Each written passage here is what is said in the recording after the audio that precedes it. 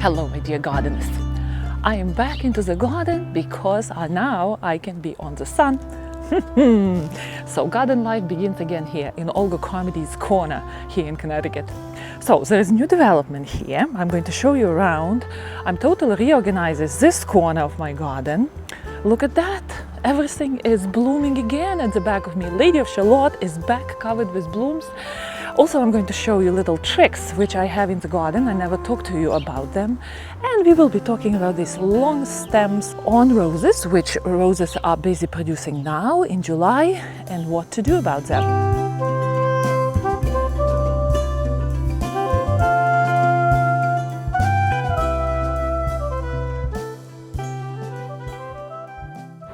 There is a new development here in this corner of my garden.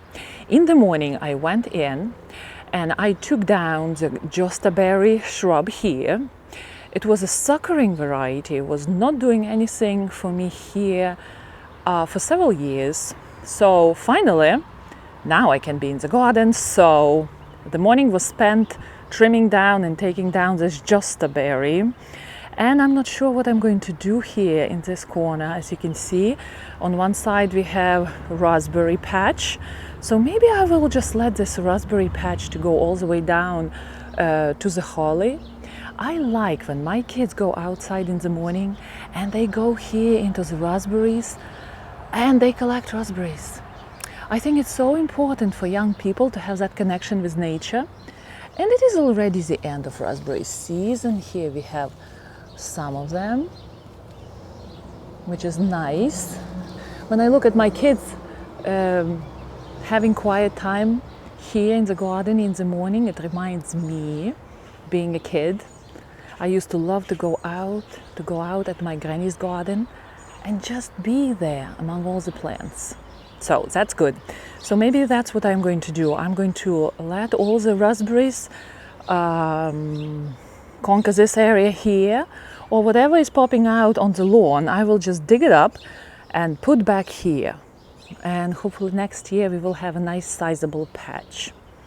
Well, meanwhile, behind, I trimmed the hedge.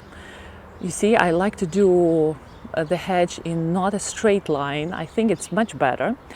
But my hedge is getting a little bit too tall, a little bit too unmanageable at this point. You see, I missed the spot here, so I have to go back and trim it. It's getting too high, too much of maintenance, so maybe next trimming I will lower it. I do like the privacy here. We don't really see the neighbors, although it's getting a little bit too much to take care of that hedge, especially when I wasn't feeling very well. That hedge really grew. And look at these beautiful blooms. I love my butterfly bush. And this year it has bigger blooms, not as plentiful, although I might be surprised because there are so many new ones. So this is just the beginning of the blooming season. Butterfly bush was not trimmed last year in spring, so it was getting out of proportion. So this spring I gave it drastic pruning. Let me show you the inside. Butterfly bush is famous for resprouting well, responding very well to severe pruning. And look at this beauty in my garden. Nice. I like this presence here. Looks very good. Let me show you a little useful trick which I do in my garden to support perennials. For example, this wild salvia growing right there. So what I do, if it's too late to put a loop around the growing plant, right? What I do, I have these simple loops, the plant support loops, right? Wire loops. And I break them apart. You see, it was a usual round one. I break it apart. The edges I bend down, and I have an excellent plant support. And if I don't want it too high, I make it shorter. I just break these wires right here, and here we have it to support something big which cannot fit into typical loop. And my salvia is here. By the way, last year I gave the salvia Chelsea chop in the middle of the summer, hoping that it's going to kind of have a nice presence here. This year I don't see a good growth from salvia. I don't think this salvia liked it, so I'm not going to do any more of drastic chopping to this plant. Learned my lesson. I have to show you my porch. I am so happy with all the blooms here. Oh my gosh. Okay, so drift rose is back into blooms, which is typical of this rose. It is blooming non-stop in waves through the summer. This is its first year in my garden, so I'm very pleased with it. And what I like about it, that second wave of bloom is not as sharp colored as the first one. For whatever reason, the first one comes in very strong neon color, and it was unusual for me because I'm used to softer colors of David Austin roses, right? Like this Lady of Shalott. Look, she is back in blooms. Isn't marvelous? So this was a little bit too much for me, but now, because the blooms are a little bit of a softer color, it looks quite well here. And look, it's all full of blooms again, and new buds are here to surprise us with blooms. Very good, very happy with this rose here in this pot. All right, let's go and look at Lady of Shalott. Look at this. This is the first year where Lady of Shalott is repeating her blooms so well and so quick. Like what? This is the middle of July, and we already have all these blooms all over again. Very happy with this Lady of Shalott. She liked what I did here. If you don't know, I lowered the pH of the soil, switched the ground cover to needles, controlled the roots of this apple tree here, and my Lady of Shalott loves it.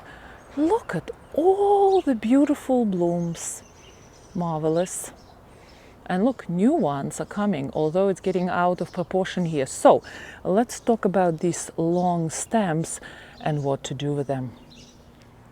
Now is the time, the middle of July, when roses are actively growing and they're investing their energy into producing long stems.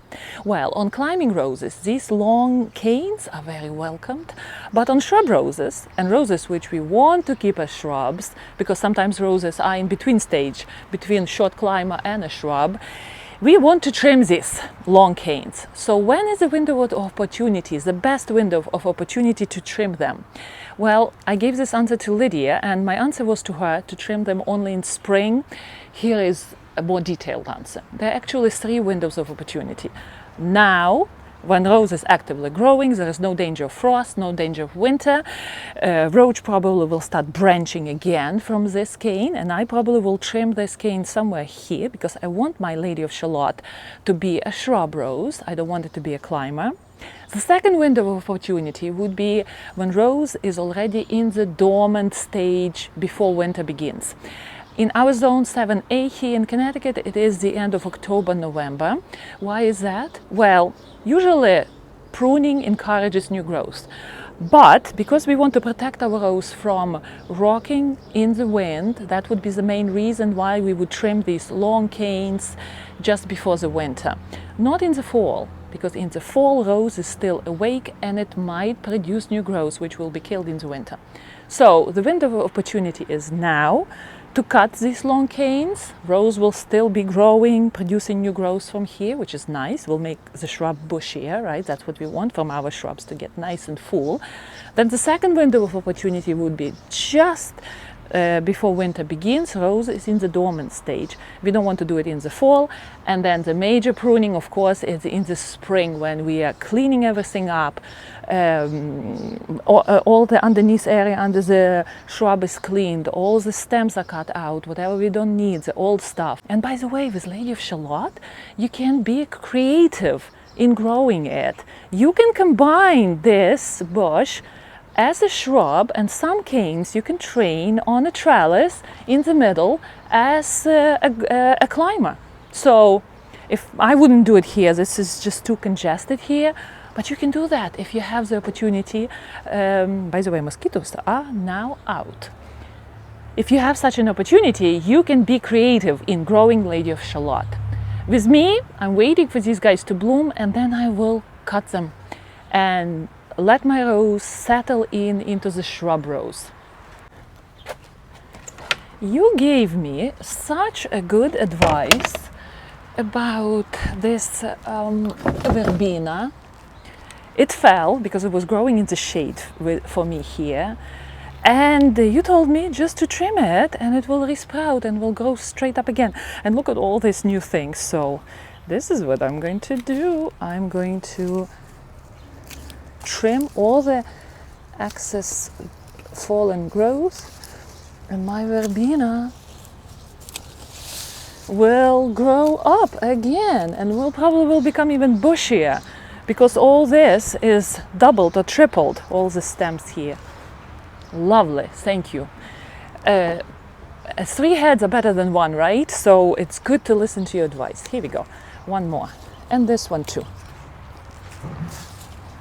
All right, my dear gardeners, I will see you in our next video. This season is good in the garden. Look at this tomato. We are ready to harvest it soon. This is the 3rd tomato from that tomato plant, and we switched it to the top shelf because I don't want any raccoons to get it. This year is such a good year here for me, for Japanese beetles. I literally saw 2 Japanese beetles in my garden, no mosquitoes, although the black spot is going to be horrendous this year. I have to stay on top of all the sanitation, collecting all the leaves. Well, it's going to be ugly, but for now I'm enjoying all these blooms, and I'm sure I'm going to look at this video when it is the middle of winter and love it all. All right, my dear gardeners, happy gardening, and I will see you in our next video. Life is good.